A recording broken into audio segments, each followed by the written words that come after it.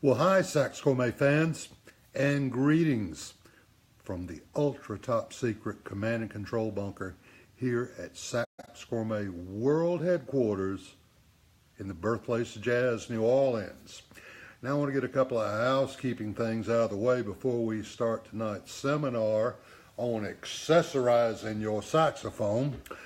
First, I want to tell you that our good friend Donna Schwartz is going to have her weekly seminar about an hour from now on her site. I'll be through by then, so I want all my viewers to go over there and learn something about playing the saxophone from Donna. Donna is one of the best teachers I have ever seen. Some people just have the knack of explaining things, and Donna really does have that knack. She's got a lot to teach, and so go over there to Donna Schwartz Music and learn something. Now, here's the important thing.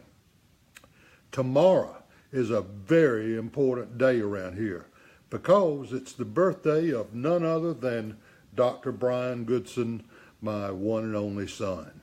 So I want to be the first to say, happy birthday, Brian. Nobody could ever be prouder of you than your old hippie dad. Okay, let's get on with this. Now, a lot of times a client will call me or stop by and we'll talk about the fact that maybe their budget just doesn't allow them to purchase a new saxophone right now, or maybe they just happen to like the saxophone they're playing, but it's got a couple of deficiencies. And I'm going to show you tonight a lot of things that you can do about it. Now, the first thing that comes to mind with most people, which we're not going to talk about tonight, is, well, I'll just get a new mouthpiece. I can throw $400 or $500 at a nice mouthpiece and it'll solve all my problems. Well, you're looking at a man who owns hundreds of mouthpieces, and every one of them was going to change my life and make it better. Now, a good mouthpiece can make a huge difference in what you get out of your horn, but it's not the only thing you can do. And I'll tell you very honestly, when I was very active in studio work around here in New Orleans, I would go to a recording session and I'd have a box full of mouthpieces and I would have a box full of necks. And I would ask the producer, well, you want it to sound like this or you want it to sound like that? Here, we can mix and match, take one from column A, two from column B. But the important thing is to not be closed to doing something besides changing your mouthpiece, because there's a lot you can do. And let's start first with necks. Now, we've had a seminar on necks before about how they work and all that, but I want to kind of reiterate some of those things. A neck, and swapping out the neck on your saxophone, it will get you the most bang for your buck. The neck controls intonation. The neck greatly influences the response, how quick the horn pops back at you. And it certainly controls the timbre to a large degree. Now, I would submit, and this is an awfully egotistical thing to say, but those of you that know me know I ain't shy, is that I feel like I may know as much or more about necks than anybody else in the industry. It's always been a subject of great interest to me. And we have done a huge amount of experimenting with necks. And my company, I'm proud to say, manufactures more different necks for more different saxophones than anybody else in the industry. And before we get into what a neck will do for you and how it does it, I want to tell you something. If you're talking to somebody and they say, well, yeah, we make a neck. You're telling me that one neck works for all horns? You're kidding, right? So you know, I could take Ford parts and put them on a Chevrolet or a Chrysler or a Mercedes or a bit. Well, that's what they're telling you. And, you know, they're telling you how stupid they think you are. Because let me tell you something. There is no such thing as a one-size-fits-all neck. Did you hear me? Don't you believe them? And when they start that crap with you, go to another web page or close the door, walk out. But that ain't a neck you need to be buying. And don't let anybody tell you that you can buy a neck and just change the tenon out to different sizes and that it's different. It ain't the tenon, folks, it's the tube. Okay. Now, let's talk about how a neck sort of works and some things that you can do with necks and how they may affect your playing. The great Arnold Montgomery's with us. And my sister-in-law, Anna. Hi, beautiful. But at any rate, with a neck, you can change the taper of the neck. You know, if we straighten this neck out, it would look sort of kind of like a cone, but it's not a pure cone. Because, after all, in this universe, according to the laws of physics that we have to obey, the overtone series does not match, the octaves don't perfectly match. We have to kind of make that. So we have to adjust the taper of the neck in order to get the neck to play in tune. And we can also work on deficient notes by altering whether the diameter of the neck at that particular point. Or, look at this. Now, you thought this neck just had warts, huh? Well, it doesn't. This neck has got some nodal weights to increase the mass at certain points. So you can change the taper and improve the pitch. You can add mass at certain places and improve the response of certain notes. Now, you can change the sound of the neck with the different materials. Now, this one that I picked up, I've got a whole pile of them over here that I'm going to show you. This one is a gold brass lacquer. Gold brass is an alloy of about 70% copper, about 30% zinc. Typically, it's 70% copper, 29% zinc, and 1% lead, herbs, and spices. But this is gold brass. It's clear, coated with a epoxy clear coat. And this is the same material that most saxophones are made of. Of course, there's differences. Now, here, let's get another one up out of the pile. I love this one here. This is the same basic design, as you can see. A little different taper, but this one is made of a delicious solid copper alloy. And boy, does this thing sound dark and rich. Copper will give you more mids and lows, so your horn doesn't sound shrill and thin. If you need a little more brightness on there, hey, Jimmy Obar, you need a little more brightness on your horn, then go talk to the sound man. Buy him a drink and tell him how you want your horn EQ'd. And how you want it fed in your mix to you, and how you want it in the house mix. But copper is one of my very favorite materials for saxophones, and we have discovered, well, actually, we didn't discover it. We hired a metallurgist to teach us about ways to work with copper and trace elements to add to the copper, which vastly improve its resonance. Now, let's see what else we got over here. Oh, yeah, look at this bad boy. This one, I don't know how these colors are showing up, but this bad boy here is silver plated. This one's of a different alloy as well. This particular one has a little more zinc in it. So it's about 65% copper, maybe 34% zinc, and 1% leaven, herbs, and spices. Same basic design as the other ones I showed you, but sounds completely different. This neck is brighter, not because of the silver plating. Now, the industry spec on platings is about 3/10,000ths of an inch. If I silver plated my tenor saxophone, the total amount of silver that it takes to plate the whole horn would fit in the palm of my hand and be about the size of a BB. It's next to nothing, and it doesn't change the sound. But The alloy in this neck does change the sound because it's got more zinc. More zinc is brighter. Now, if you were to come over and visit with me on just about any day and you look and see what kind of neck I'm actually playing on my horn, well, here it is. This is a saxgourmet evolution neck in solid copper, once again with 11 herbs and spices. And this neck has nodal weights here, and here this is attached here and here, and this piece is very heavy.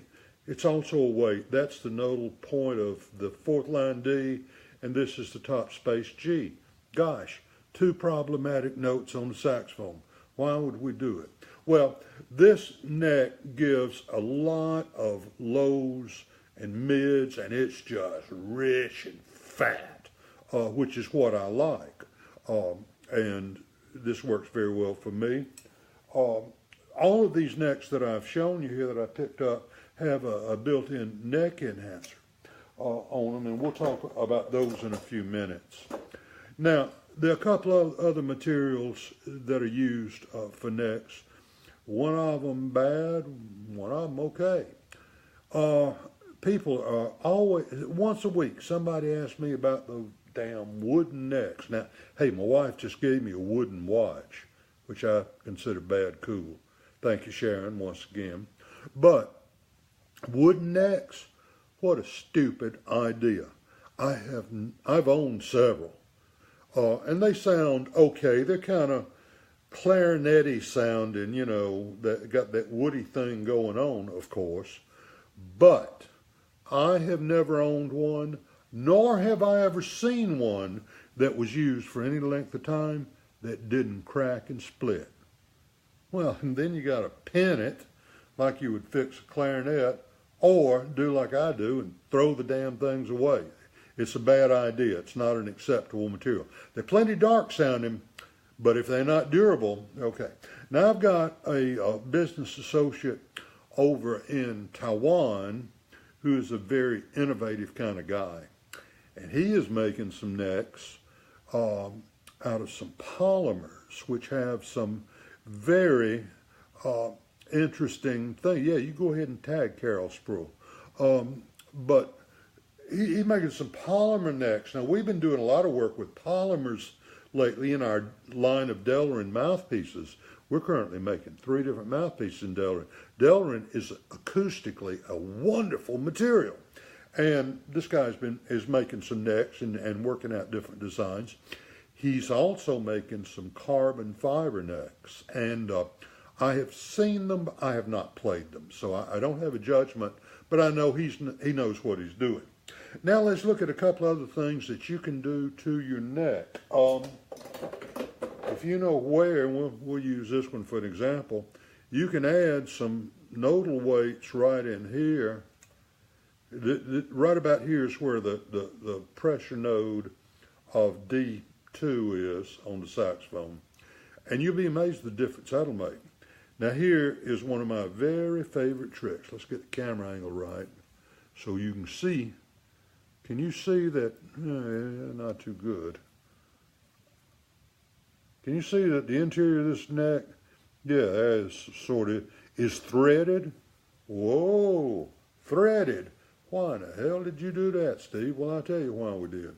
Because if you thread the interior of the neck, then that creates a boundary layer, and that boundary layer, which works like dimples on a golf ball, lets the energy wave flow through there a little smoother at problem areas, like right here where the pressure node of low B and low C occur, you know, when you get that motorboating kind of sound.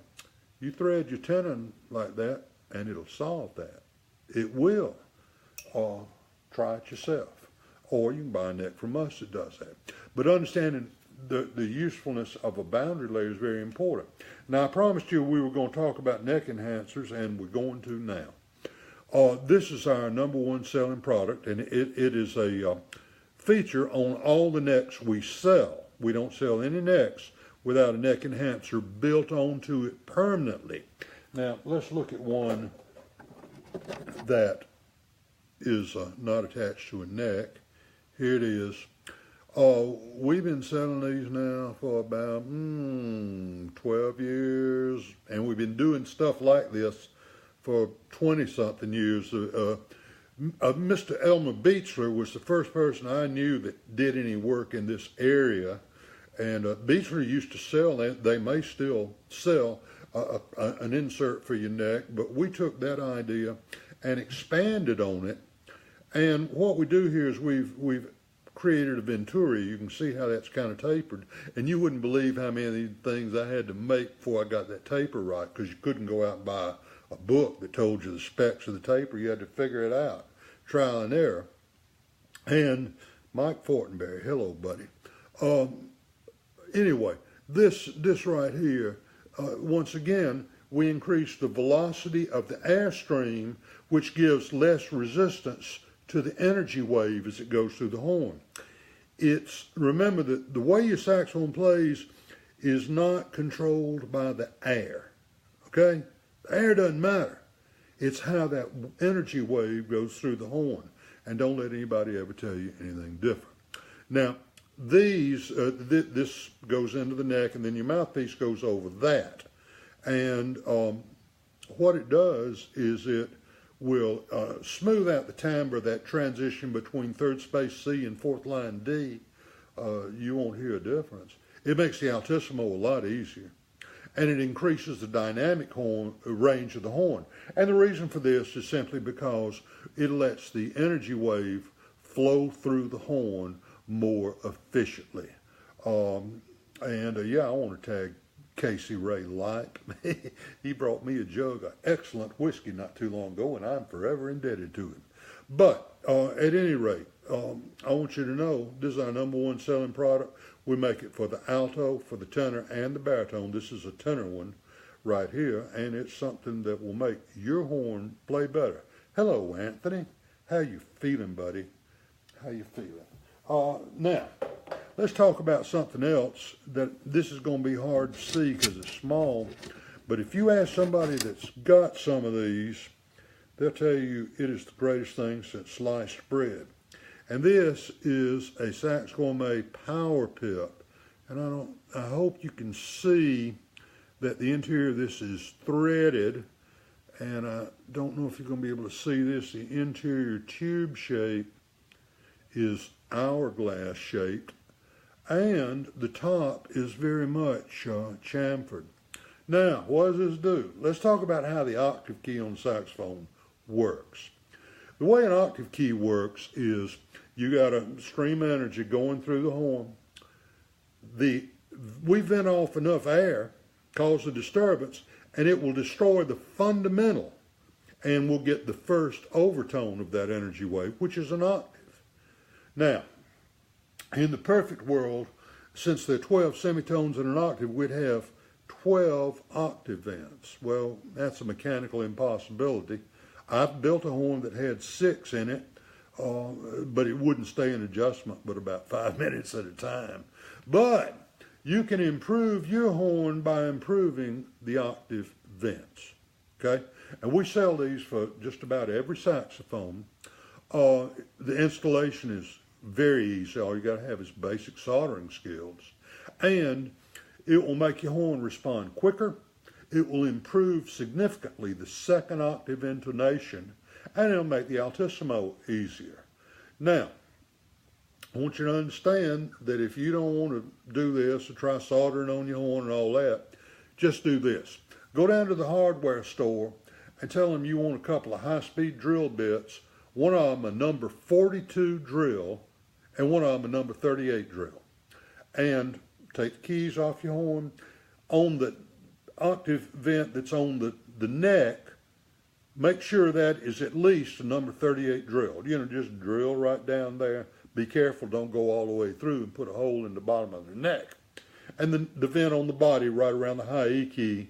Hey Rick, how you doing? Put that as a number 42 drill. And you'll be amazed at just the very great difference just that little change will make. All right, now, let's get into some controversial stuff now. And that's about resonators. Now, first, let's define what a resonator is and what it does. All a resonator is this a mirror. It reflects that energy wave back into the body of the saxophone. And the resonator should be big enough to where you don't have any more exposed pad leather than is necessary.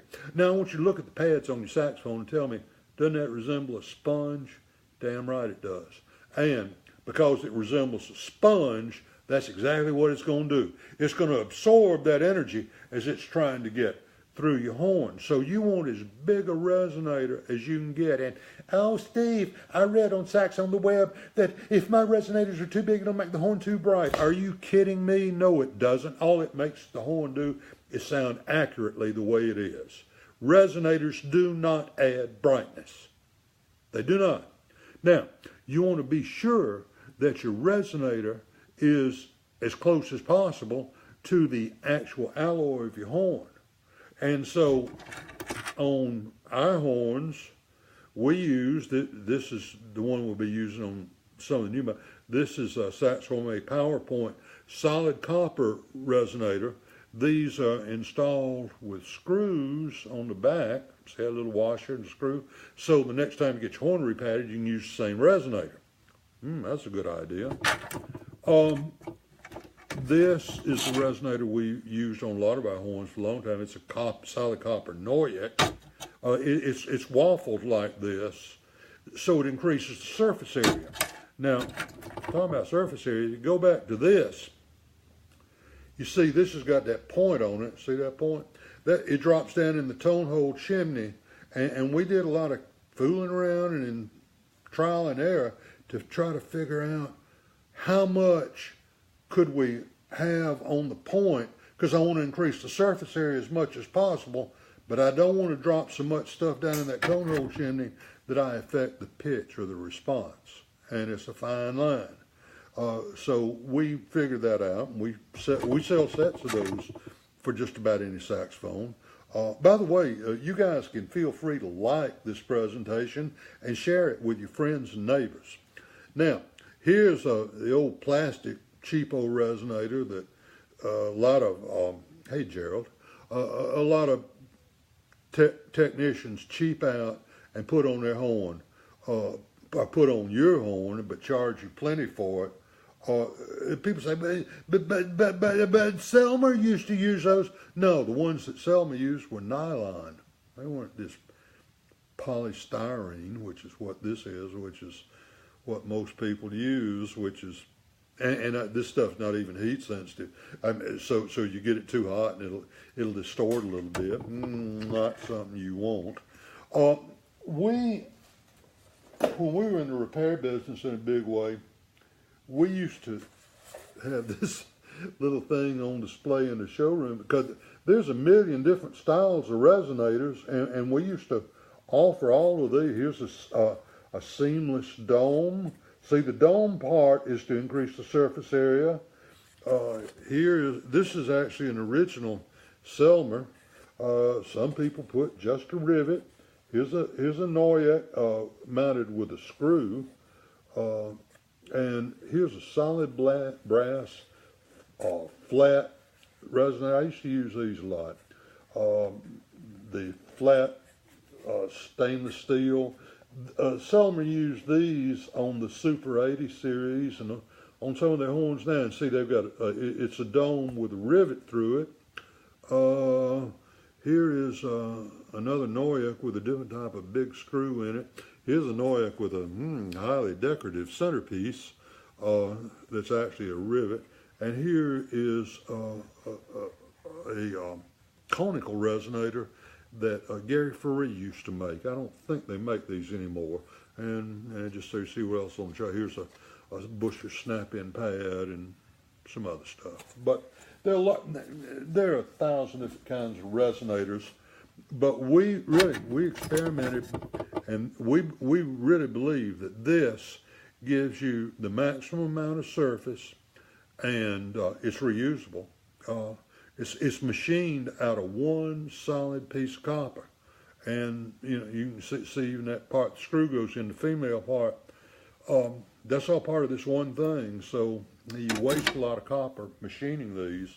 It's very expensive to do that, but that's the best possible way, because that female part is never going to break loose. It's never going to, you know, what was the best solution to the resonator problem?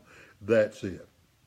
Now, just to sum up a couple of things, you want the resonator to be as big as possible so it'll be efficient.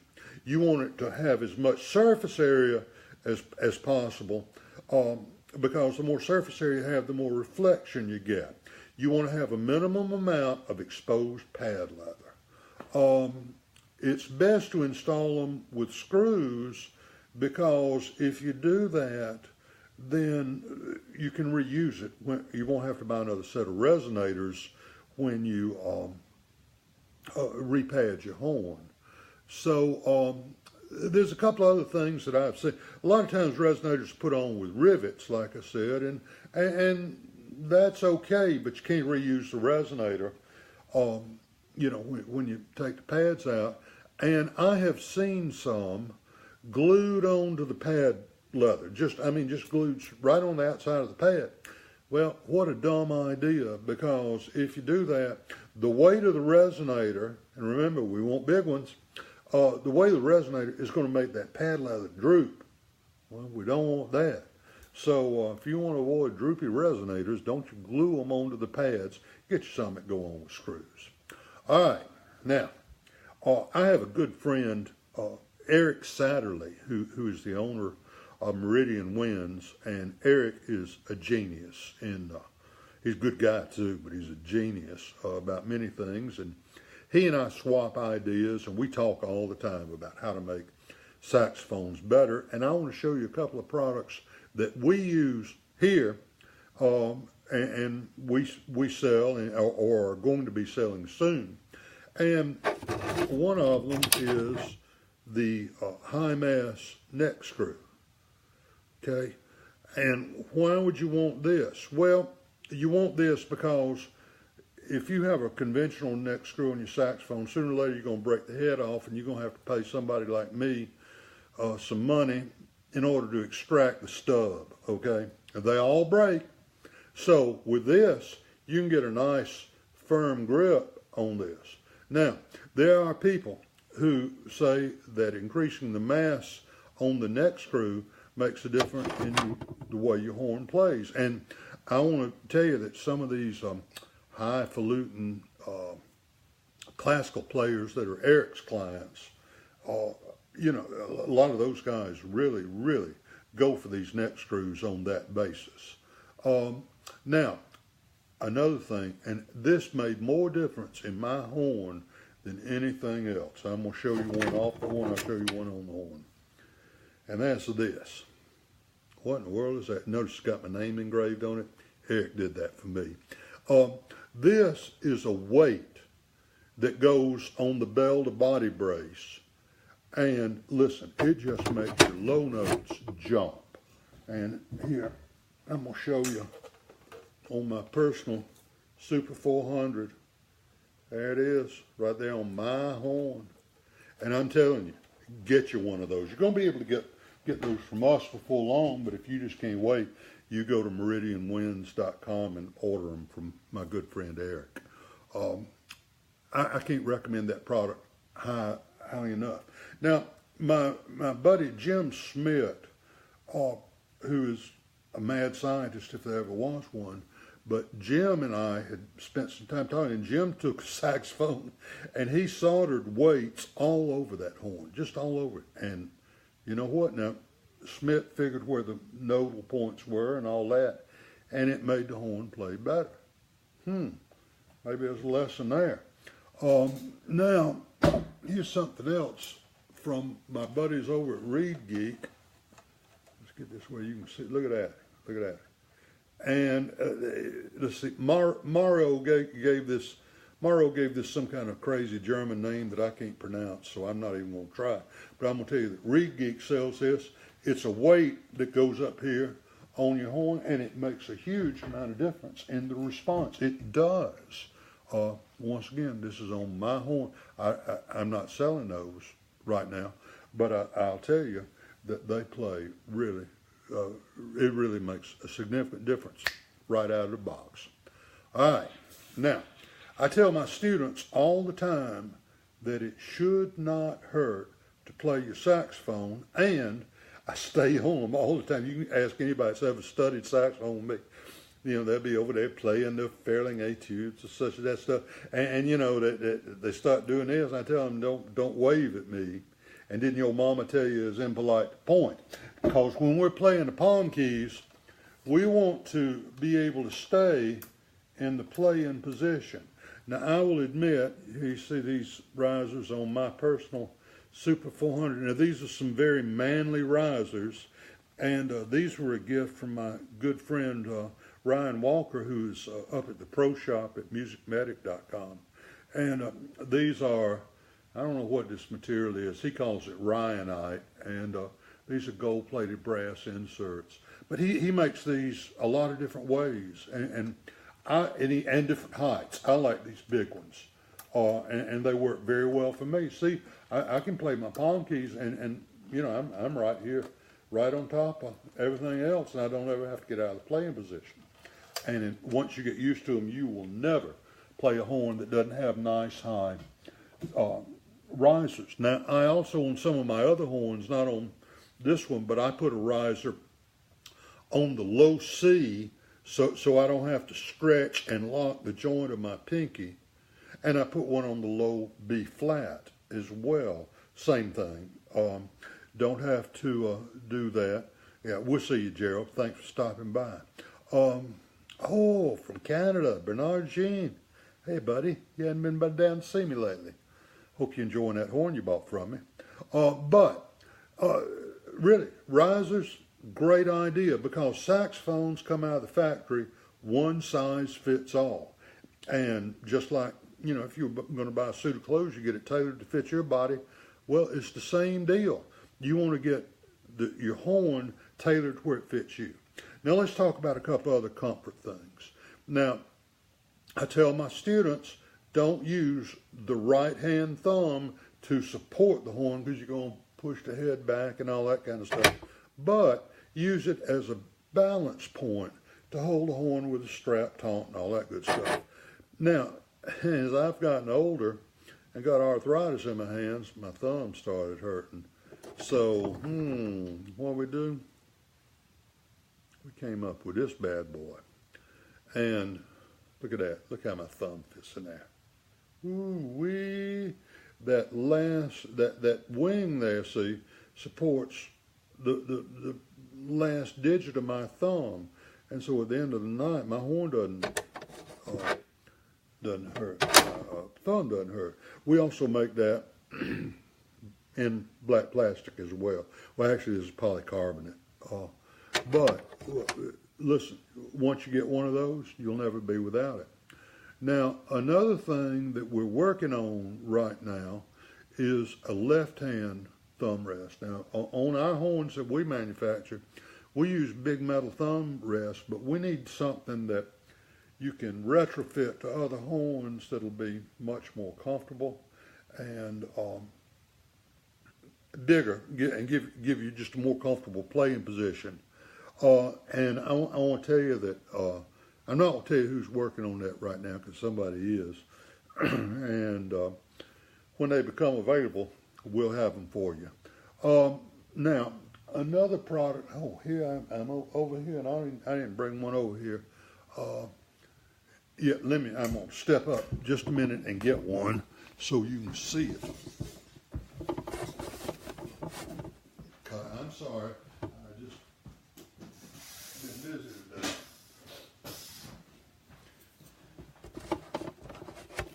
Okay, I'm back.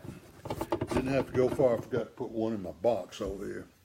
Now, those of you who have visited with me know that my wife, who is a 6-foot-tall redhead, who worked as a sound engineer, professional sound engineer, my wife wouldn't walk across the street to see me play. We've been married 25 years, and she hadn't been to probably more than 6 gigs that I played. And that's only because I'd be playing with somebody that she liked. You know, I played with Chubby Checker. One time she wanted to see Chubby Checker. Played with Marshall Ball. She wanted to see Marshall Ball. Played with Eric Burden from, the Animals. Played with him one time. Oh, yeah, got to go meet Eric Burden, etc. But other than that, she don't care. But she hates to listen to me practice. And here is a mute that goes down in the belly of your horn. Here, we'll put it in my horn so you can see how it works. Look at that. Boy, it just drops in there just like that. Nothing to it. And the horn will play every note but low B flat. And it won't change the tone of the horn radically. But what it will do is attenuate the lower frequency waves, which is what carries. You know, the guy pulls up next to you at a traffic light and he's playing hip-hop music and all you hear is the bass. That's because it's only the low waves that carry. But that'll attenuate those, and the person in the next room won't have to listen to you work on your scales. It's great if you live in an apartment or a townhouse, or if, like me, your significant other just doesn't want to listen to you practice. I can't blame for that. Now, something that's really important in the design of these is we make them out of aluminum, spun aluminum. And the reason we use spun aluminum is because I don't want to add weight to the end of your horn, to the bell, because then I throw off your balance, and it's no good to practice if you're not, in the same physical situation you're in, when you're going to go play that gig for big money. So that's our unique design. We have some people out there trying to copy us, but they don't know all I know, and their taper's wrong and all that. But really, the mute, we make them for tenor, alto, and soprano. The mutes are a really great thing, and it'll keep peace in your family. What can I say? Now, something else that we've been selling for a long time, and that is this. Let's get the other one. Key clamps. Key clamps. We make key clamps for altos and tenors. These are our unique design. The material that we use on our clamps is proprietary. It's very soft and very thick and will not scratch your horn. The interior is spring steel, and then they have that nice coating on it. The key clamps will keep a seat on your pads that's every day they're going to play the same. They're not influenced by temperature, humidity, phase of the moon, planetary alignment, any of that stuff. Horn play the same every day. And when you're traveling, the keys won't flop around and all that. So, it's really a very good investment. Using key clamps is a lot cheaper than a couple of trips a year to the repair shop just because the keys flop around. Now, one last thing that I hadn't shown you is that this 3-ring strap hook, we put these on all our horns because you can hook up at any one of these different positions and change the geometry of the way the horn hangs off your body. And, once again, it should not hurt to play the saxophone. So find the most comfortable position there, and you can hook up, and it'll also open some possibilities to you of different straps you might want to try and all that. So there's some accessories that you can get. Remember that I'm always happy to answer your questions. I prefer email, but if you call me Monday, Tuesday, or Wednesday between 10 a.m. and 3 p.m. Central Time, if I'm not on another line or my hands aren't full, I'm glad to take your call and answer your questions. One other accessory, I don't have an example here, but be sure and look on the nationofmusic.com site. The best accessory you women can get is the Sax Gourmet t-shirt. Now, I want all of you women to get one of those t-shirts and read there on Sax Gourmet, on nationofmusic.com about the Rock and Roll Textile Protection Act. You girls stay legal. It's important. So you get on there and you read that about those t-shirts before you order one. We sell a lot of shirts. Okay, this is Steve Goodson. Thanking you very much for watching. Thanking you very much for sharing this. We'll have this up on YouTube in a couple of days.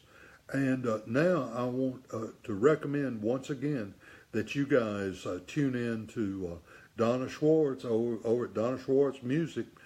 She's going to talk to you about more skills for improvising and all that. Donna's a great teacher. And one more time, I want to say happy birthday to my little boy, Dr. Brian Goodson. So, Steve Goodson saying, practice long tones every day, and remember, keep your reed wet. Goodbye for now.